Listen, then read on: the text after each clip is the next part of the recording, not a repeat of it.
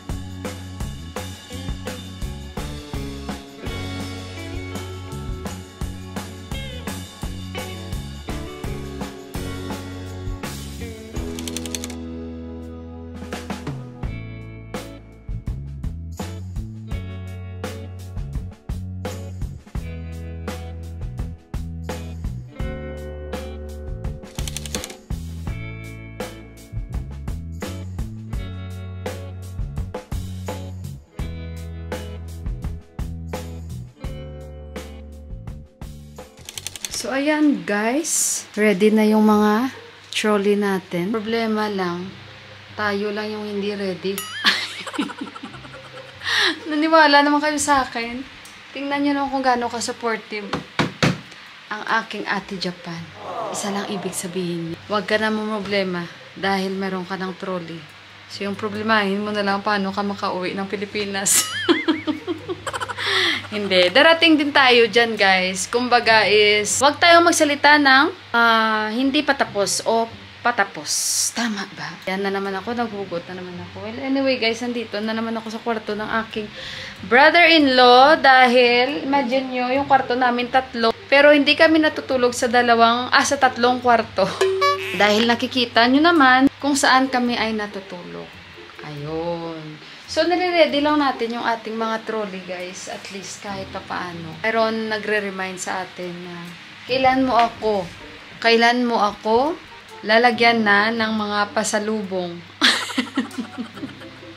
Ay, nako, nandito na naman tayo. Anong klaseng mga pasalubong kaya mailagay natin dyan?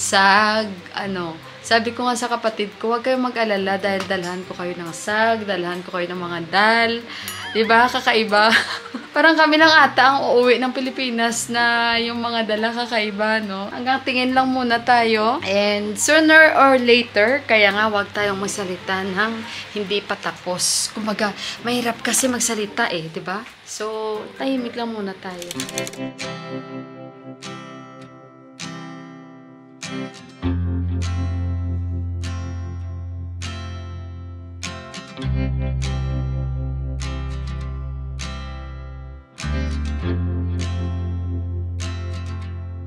So guys, kain na tayo dahil nagutom na sa kakalinis. Ako lang naman mag-isa, so no pressure.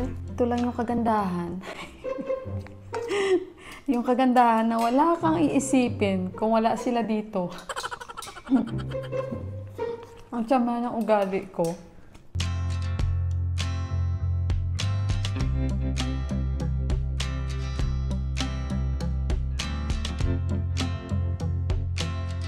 Natatawa ako, guys. Naliligo ako, biglaan na lang nawala ng tubig. Tignan nyo, tumakbo ako sa baba. Tapos parang habang naliligo ako, nakakarinig ako may nagtuturbel. Baka si Bay pa sa baba dahil pag walang tubig, nagtuturbel yan sila. Pinatay ko yung gripo namin. Kako sabi ko, baka guni-guni ko lang, pero hindi. Guys, hindi pa ako. Ayan na, narinig nyo. Maba, tuloy ako na nakaganito, guys. Oh, buti na lang doble man yung... So guys, nakapagligo na, tapos na tayong maligo. Ayan, nag-ano pa rin kami. Nagre-refill pa rin kami ng tubig namin. Pero i-check ko yan mamaya. Alam nyo ba, na ayaw ko mag-check doon sa baba. sa storage namin. Ewan ko ba natatakot ako guys, kasi nga one time binuksan ko yun. E syempre malalim yun kasi madilim. Gusto kong ilagay yung stick para malaman namin kung hanggang saan yung tubig doon sa baba. Kung konti lang kasi may stick kami dyan sa baba. Yung parang mini-measure namin. So ngayon, pag ako nandito mag-isa guys, ayokong tingnan yung sa storage namin sa baba. Kasi natatakot ako pag binubuksan ko pa naman, ang bigat pa naman ang takip niya. At kay Buwa, konti sa akin, si Deepak pag bumaba sila, so medyo malalim siya. So kaya natatakot ako. Plus pa kasi madilim. Talagang totally black siya. So kaya pag ako mag-isa, hindi ako talaga dyan nag-check guys. One time nag-check ako yung last week. Andyan naman si Yuan. Kaya sabi ko kay Yuan, tingnan mo muna ako Yuhan. May mic naman ako. 75%. Ayan, kulang lang sa push. So ayun guys, naririnig nyo naman siguro yung sabi ko sa inyo. Siyempre hindi natin alam, di ba? Pero palayo yun. Ayun guys, actually, pupunta ako sa kanila ni Mandira. Kaso lang, nakita nyo naman, dami nating linisan. Kasi nga sabi ko sa kanya, pasyalan ko sila kasi nga, gusto rin naman nilang pinapasyalan sila guys. Dahil sila lang naman yung lagi pumupunta dito. Kasi nga, may purpose naman sila, gawa nga na kumukuha sila ng tubig dito. So pag sinabi kong pupunta ako, masaya yan sila guys. And sabi ko na lang sa kanya, bukas na lang ako pupunta. Kasi nga sabi ko sa kanya kanina, pupunta ako. Kaso, alanganin na dahil 4 o'clock na. So hindi na ako makakapunta. And bukas, bala ko ring bisitahan si Ama. Dahil nga nakauwi na si Ama, diba? Sinula, sinaya ako ni Mandira. Kaso lang, maaga naman yung punta niya doon. Kailangan ko pang magluto. Hindi naman pwede na. Sinasamahan ko siya ng ganung oras kasi brunch talaga yun. Kaya doon siya kumain. So titingnan natin bukas kung makakapunta tayo doon. Hopefully, and syempre sa kanila ni Mandira. So maglalagay na ako ng bedsheet guys. Actually confused ako kanina magsampay doon sa itaas. Kasi nga, kumulimlim na naman siya kanina. So nagsampay ako before ko maligo. Nakita nyo naman, diba?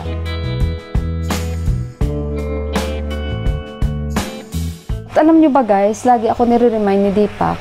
Nasabi niya sa akin na yung sa ulo ba, pag kami, higa kami dito, ulo namin dito, north yan. Sabi niya, hindi pwede sa north yung ulo natin. Kaya kailangan dito daw. Ano ba dito? Hindi naman ako magaling sa ganyan. Ito north, south. South ba dito guys? Nagfe-feeling smart na naman. So yun lang sabi niya sa akin. Bawal na bawal daw dyan.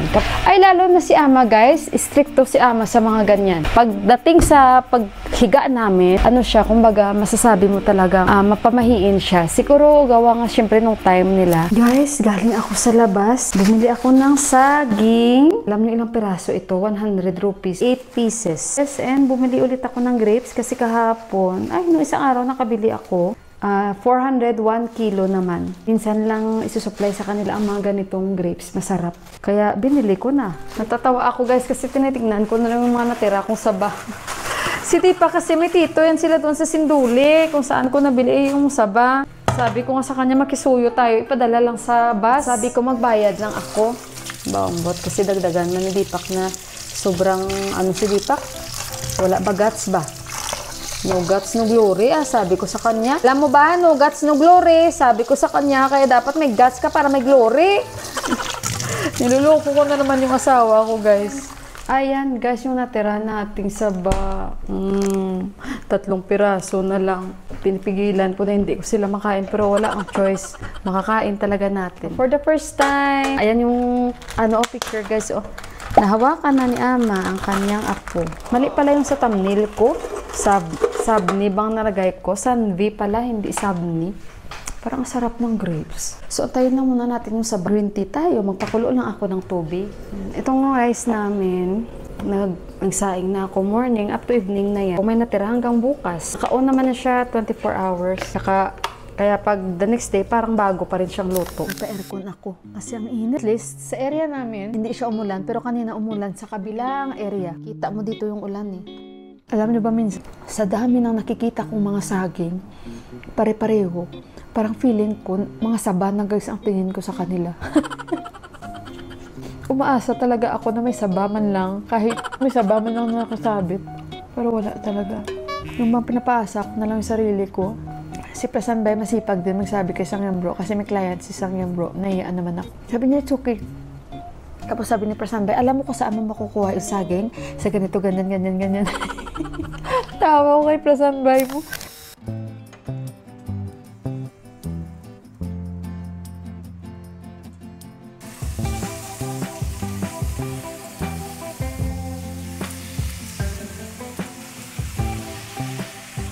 So ayun guys, bago ko i-end yung aking vlog, gusto ko muna magpasalamat sa inyong lahat sa binigay niyong oras para lang mapanood itong bagong vlog ko ulit. Thank you so much. At sa mga hindi pa po nakapag-subscribe ng aking channel, baka gusto nyo lang, i-click nyo lang yung pulang button para ma-update kayo sa tuwing may bago akong upload. So ayun guys, good night sa inyong lahat. Mag-ingat kayo. God bless us all and I love you. Bye guys!